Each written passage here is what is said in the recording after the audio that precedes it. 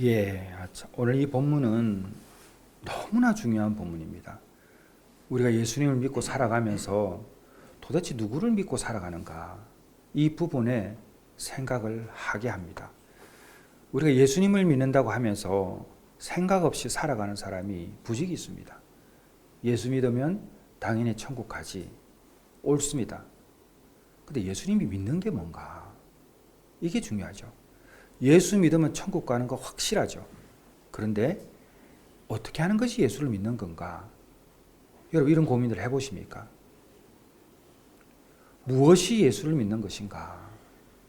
이것이 매일매일 내 삶에 일어나고 있는 질문들인가? 이런 부분을 오늘 한번 생각해 보는 것입니다. 어느 설교자가 몹시 화가 난 듯 보였습니다. 그런데 그는 이렇게 말했습니다. 화가 났는데 이렇게 말하는 거예요.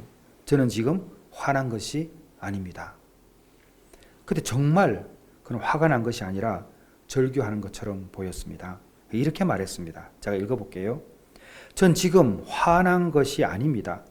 전 지금 여러분에게 성경 말씀 그 자체를 읽어드리고 있는 겁니다. 우린 설교를 많이 듣지만 성경 말씀을 안 읽습니다. 집회는 많이 다니지만 성경 말씀을 안 읽습니다. 팟캐스트, 유튜브는 많이 듣지만 성경 말씀은 안 읽습니다. 신앙서적 많이 읽지만 성경 말씀은 안 읽습니다. 모임은 많이 가지지만 성경 말씀 안 읽습니다. 설교는 많이 하지만 설교에 성경 말씀이 없습니다. 인터넷 기사를 인용하고 뻔하고 감성적인 메시지 우리는 듣습니다. 죄는 더 이상 다루지 않으시는 예수님, 교회를 분열시키고 하고 싶은 것 하라고 하고 제 가운데 살고 제 가운데 설교하고 제 가운데 찬양하고 제 가운데 섬기고 제 가운데 리드하고 사랑 타령만 하다가 교회 절반이 지옥에 갑니다. 여러분 어떻게 생각하십니까? 우리는 너무나 누구의 말대로 은혜를 값싸게 취급합니다. 예수 믿는 것은 절대 쉬운 게 아닙니다.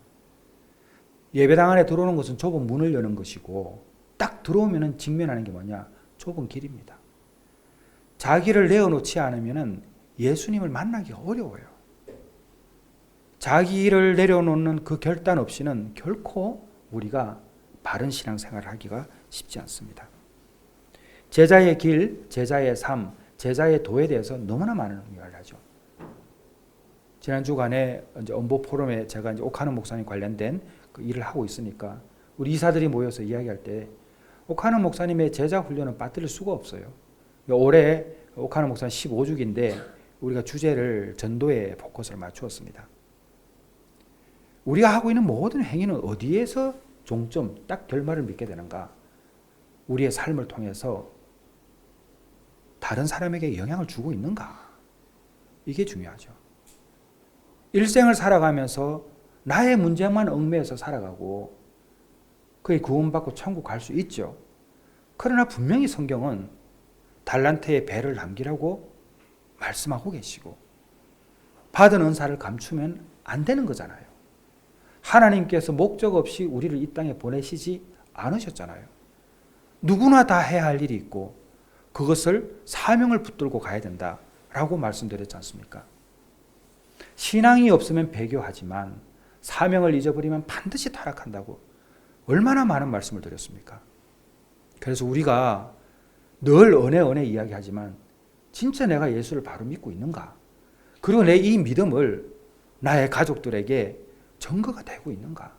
나의 친구들에게, 나의 직장 동료에게 이런 생각을 해봐야 된다는 것이죠. 우리는 자칭 그리스도인이 많습니다. 하나님 앞에 섰을 때 어쩌면 우리 여기에 있는 우리가 못 만날 수도 있어요. 예배당에 나와주는 것 아니잖아요. 여러분 동의하십니까? 하나님께 예배드리게 오시잖아요. 근데 찬송을 안 해요. 기도를 안 해요. 이게 말이 되는 겁니까? 누구 잘 보이려고 나오는 거 아니잖아요. 교회를 왜 나오는 겁니까? 우리가 기도하고 있는 예수님은 누구시길래 예수님의 이름으로 기도하는 겁니까?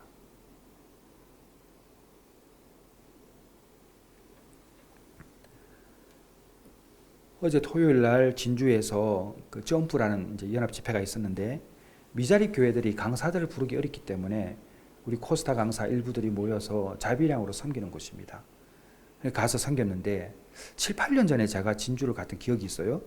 우리 친구 4명이 이걸 시작을 하면서 했을 때에 그때 강사가 한 10여 명 조금 모자랐는데 그 집회 참여한 청소년 청년이 10명도 채 안 됐어요. 강사가 더 많았어요.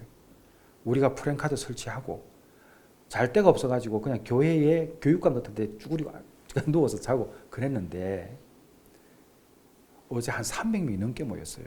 두 번째 했는데 우리가 감격했죠. 근데 제가 어제도 그 청년 청소년들에게 그 이야기 했어요. 너희들이 찬양을 하고 하나님께 기도하고 열정적으로 뛰어도 우리는 자문해 봐야 된다. 내가 예수를 바로 믿고 있는가. 이거는 우리 모두에게 해당되는 것입니다. 자, 그러면 우리가 조금 전에 같이 읽었잖아요. 우리가 사명선언문을 읽었습니다. 이게 예사로운 게 아니에요. 교회의 정체성이죠. 이 내가 살아가는 교회는 어떤 교회인가? 부활의 정인이 되기를 작정한 사람들이 모인 교회죠.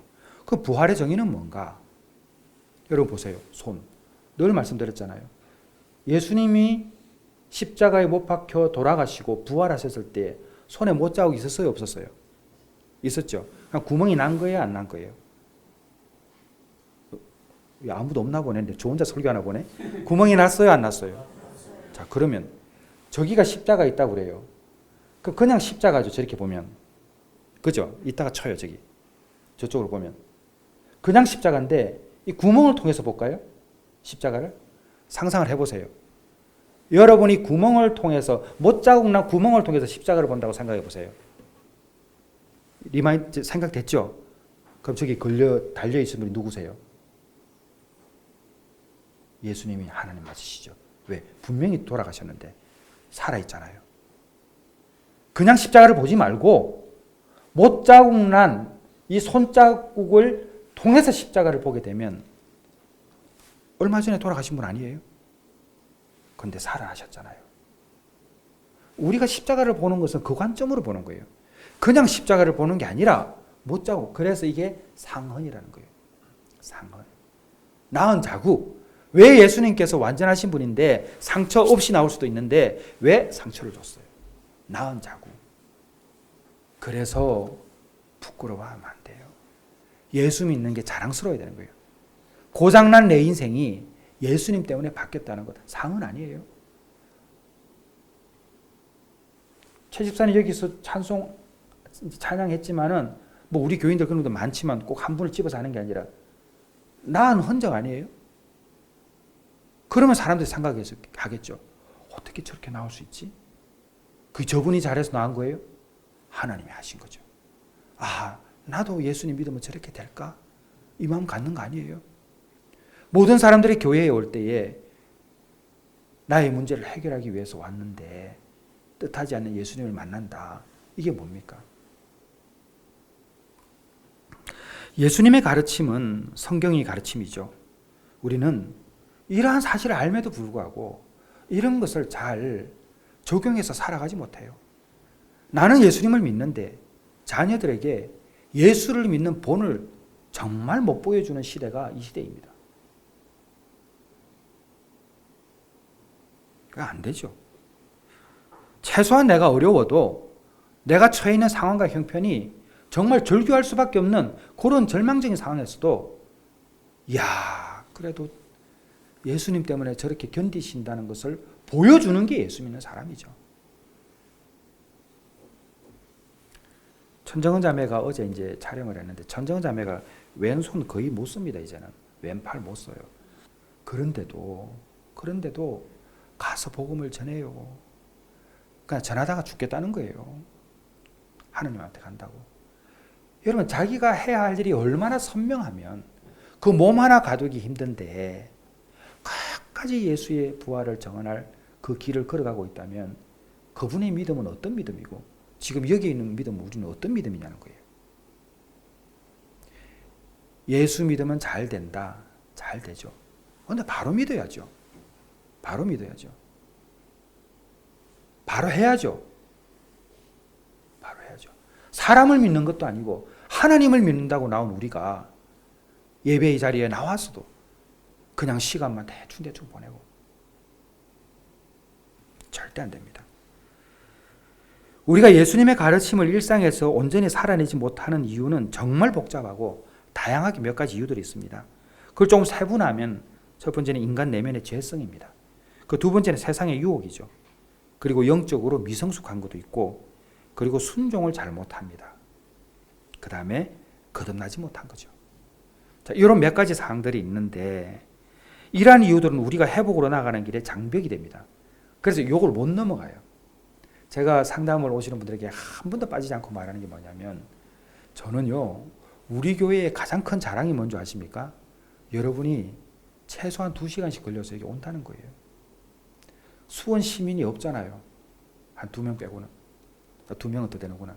이제 좀 늘어서.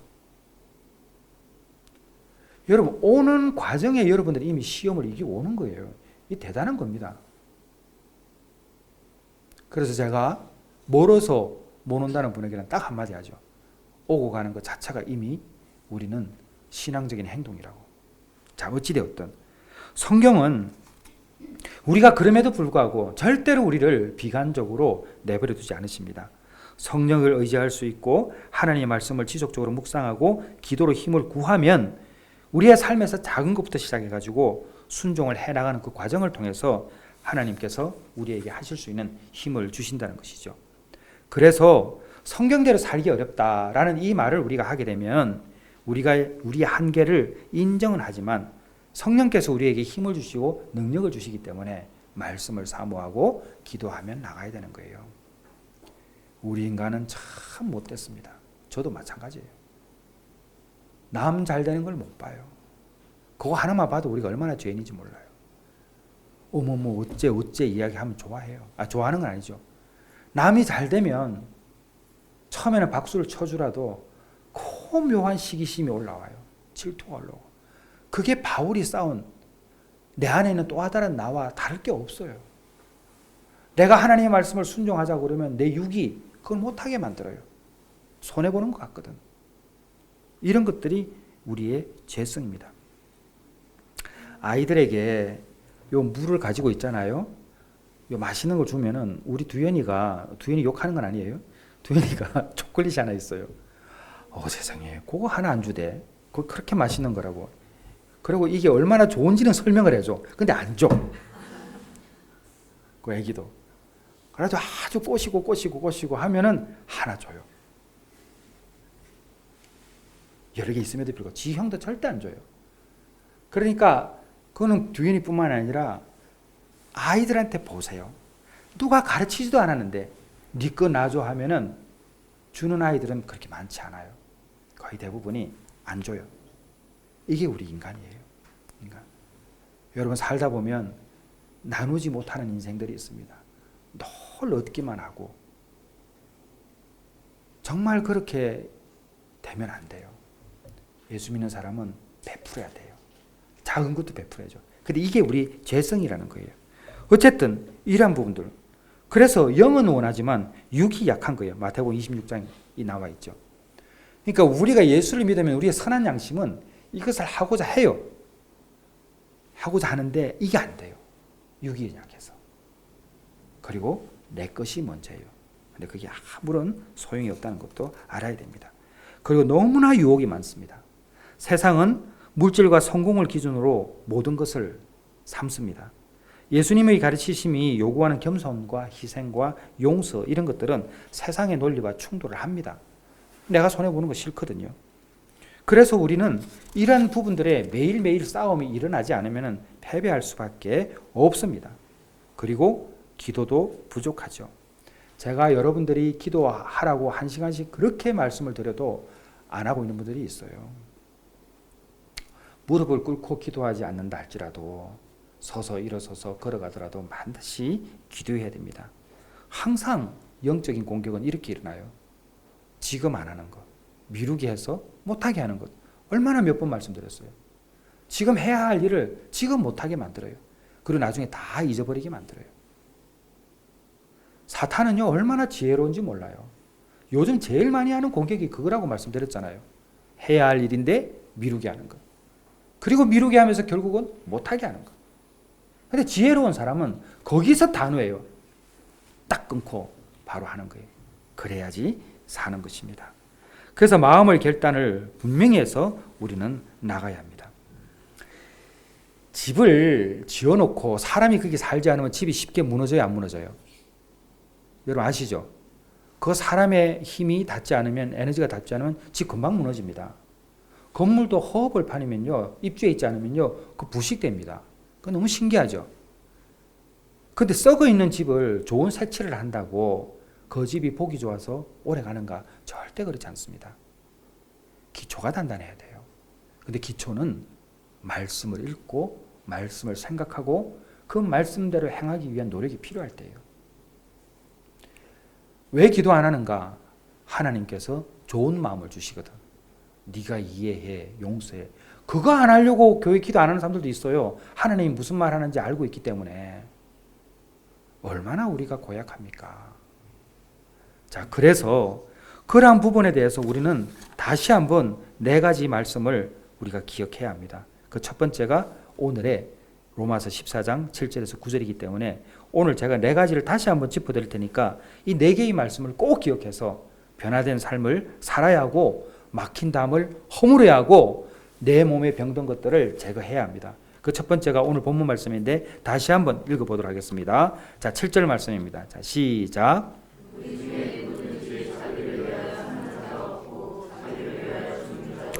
자, 여기 보세요.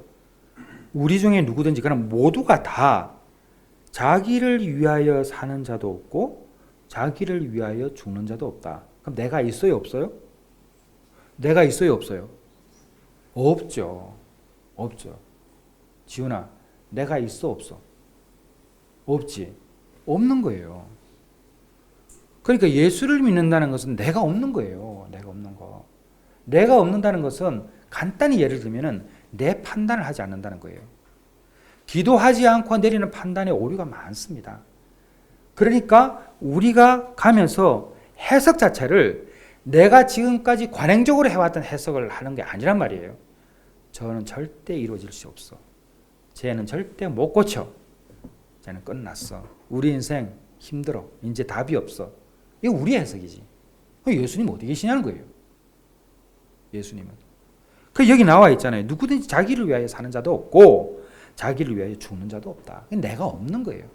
그러니까 해석을 이제는 완전히 다르게 해야 돼요. 하나님은 부정적인 분이 아니세요. 우리가 말씀 앞에 딱 매여만 있으면. 그러면 내 안에 있는 부정적인 생각들은 다 하나님의 것이 아니라는 건 자명한 사실 아닙니까? 그래서 해석을 다르게 해준다. 8절 읽습니다. 자, 시작.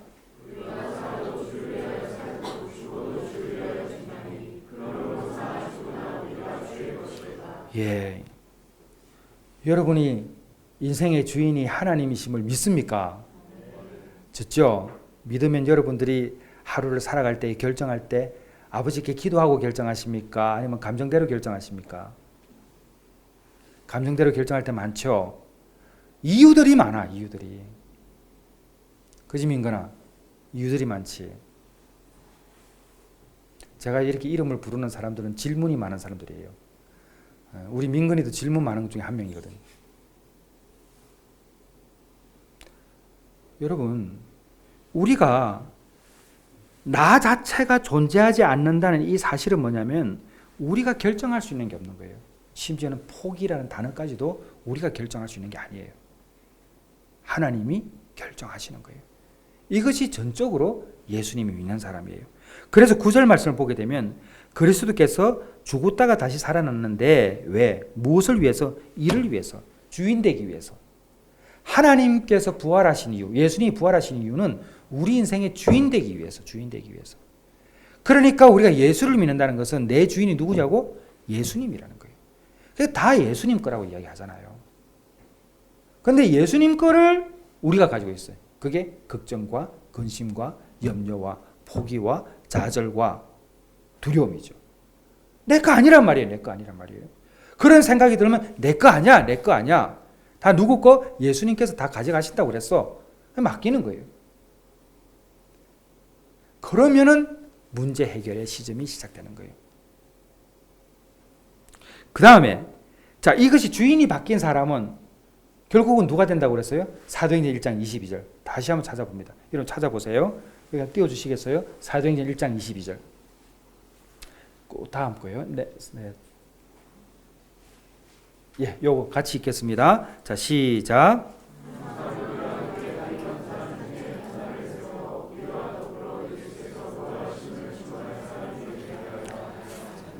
예, 마띠아죠. 마띠아를 세웠죠. 여러분, 제가 천정은 자매 이야기를 다시 할 수밖에 없어요. 정은 자매님이 불신자 집안입니다. 유일하게 예수님 믿었어요. 아버지, 어머니 모두가 다 예수 믿지 않는 사람이에요. 근데 이번 주중에 제가 두 분하고 다 통화했지만 그분들 교회 지금 다니고 있어요. 이제 3월 중에 부모님하고 정은 자매가 한 번 더 예배드리러 온다고 그랬어요. 여러분, 지금 정은 자매가 한 걸음 한 걸음 해서 이 예배에 온다는 것은 언제 그분이 떠나도 하자무 이상 없는 분이세요. 우리가 따뜻하게 환영하고 정말 반겨줘야 되는데 한 사람이 그렇게 미랄이 되어가지고 흔들림 없는 믿음을 지켜가니까 정은자매 아버님이 부활 그 전거 영화가 나오고 나서 딸이 책이 나왔잖아요. 영화도 보고 책도 보고 그날 그가 옛날에 청담동 살았으니까 한강하고 가깝잖아요. 그 한강의 그 부지에 가서요. 그렇게 우셨답니다. 내 딸이 이렇게 아픈지도 몰랐다고. 그렇게 우셨대요.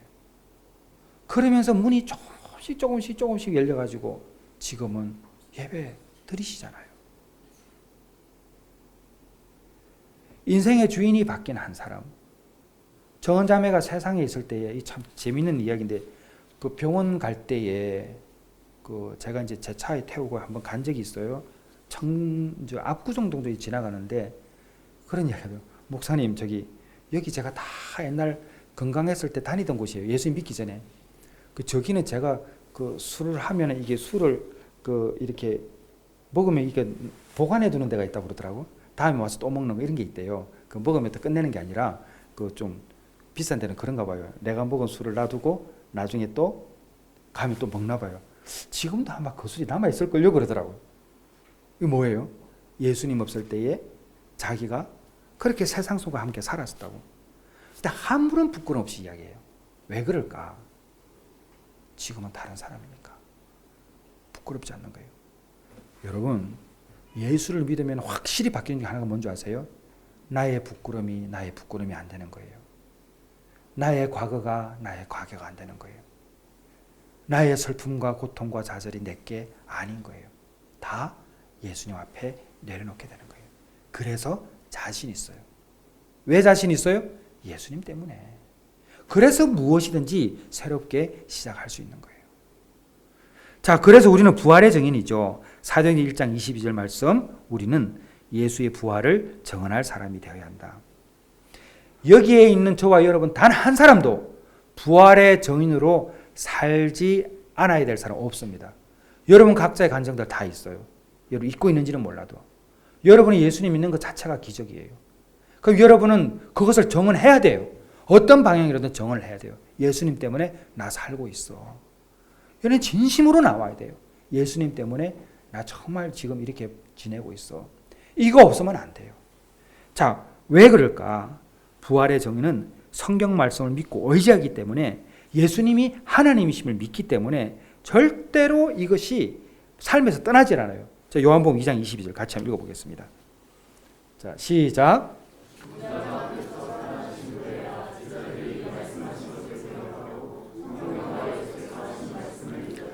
예, 제자들이 안 믿었다고 그랬죠. 예수님과 따라다니면서도 안 믿었죠. 그러니까 배신하고 부인하고 도망갔죠.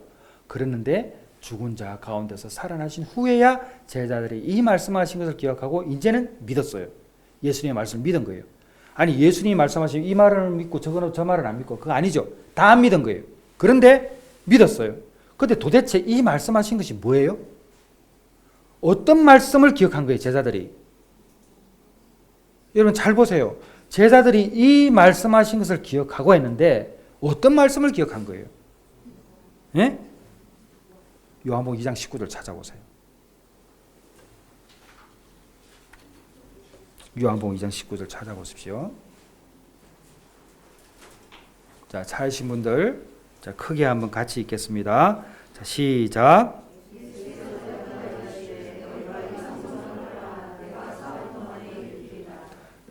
예수의 부활, 다시 살아나신, 다시 회복하시겠다. 여러분, 예수를 믿는 가장 큰 이유는 회복입니다. 원형을 회복하는 거예요. 세상 것에 찌들려서 나의 원형을 잃어버려서요. 남편들이 자신의 원형을 잃어버리고, 아내들이 자신의 원형을 잃어버리고, 자녀들이 하나님께서 창조하신 그 원형을 다 잊어버렸어요. 어떻게 해야 합니까? 예수 믿어야죠. 오늘 말씀처럼 내가 사흘 동안에 일으키리라. 사람은 할 수 없는데 하나님이 하신 거예요. 그래서 우리가 예수의 부활을 믿어야 하는 이유는 이것밖에 길이 없는 거예요. 자, 사도행전 17장 31절 찾아볼게요. 한번 보시겠어요? 예. 자, 30, 31 같이 읽습니다. 자, 시작.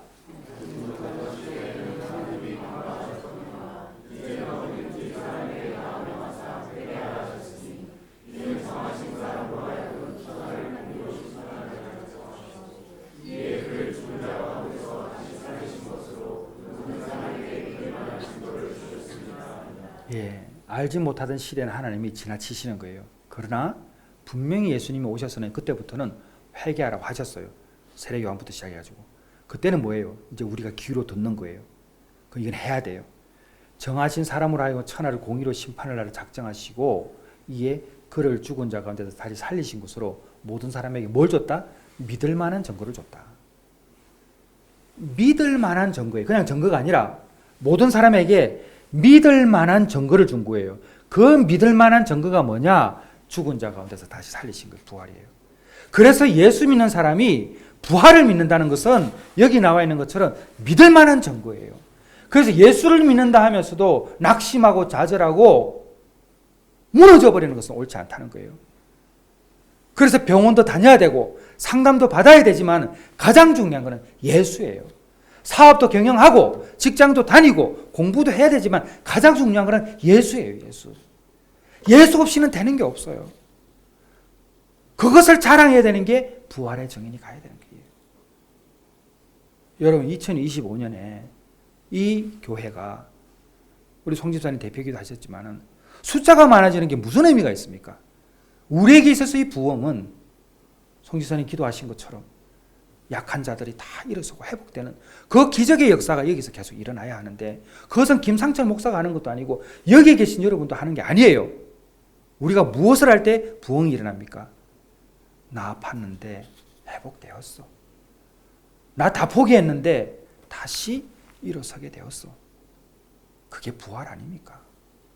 그것이 상처가 상흔이 된 거잖아요. 그 마음을 가지고 예배당에 올 때 생명을 걸어야 되는 거예요. 여러분, 입을 열어야 돼요. 계속 이야기하지만 예배 드리러 와준 거 아니에요. 하나님께 예배 드리러 온 거예요, 여러분들이. 그러면 예배당에서는 하나님만 보셔야 되는 거예요. 하나님이 여러분을 늘 기도할 때 말씀드리잖아요. 모세를 하나님이 이름으로 기억하시잖아요. 모세야 모세야 부르시잖아요. 그러면 여러분 이름 부르시는 거죠. 상처라 상처라 응? 부르는 것처럼 여러분 이름을 부르시고 계시는 걸 꼭 기억해서 믿음으로 승리하시기를 주님의 이름으로 축원합니다. 기도하겠습니다.